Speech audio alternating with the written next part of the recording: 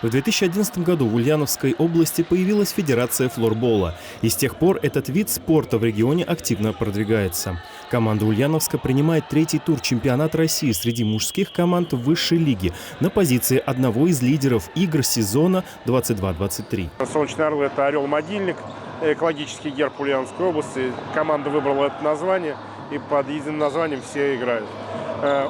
Хорошо развивается в городе и области. Есть детские команды, есть чемпионат города, области по флорболу среди мужских команд, среди детских команд. В высшей лиге 8 команд. Но вот сейчас у нас осталось 7 команд. Одна команда из Татарстана дисквалифицирована. А в первой лиге у нас 9 команд мужских. То есть всего в чемпионате России участвует 17 команд. Игра схожа с хоккеем с шайбой. 5 в поле, 6-й вратарь. На игроках минимум защитной экипировки, силовые приемы запрещены. Вратарь же обороняет ворота сидя, так как вместо шайбы полый мяч. И в этом положении легче контролировать траекторию его полета. Интересное сейчас развитие получается в связи с нашим взаимодействием с хоккеем с шайбой.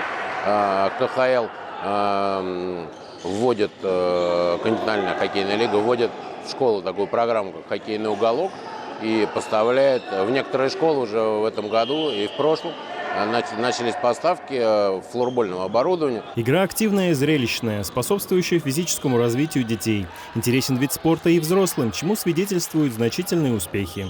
Мининский университет обыгран со счетом 9-3.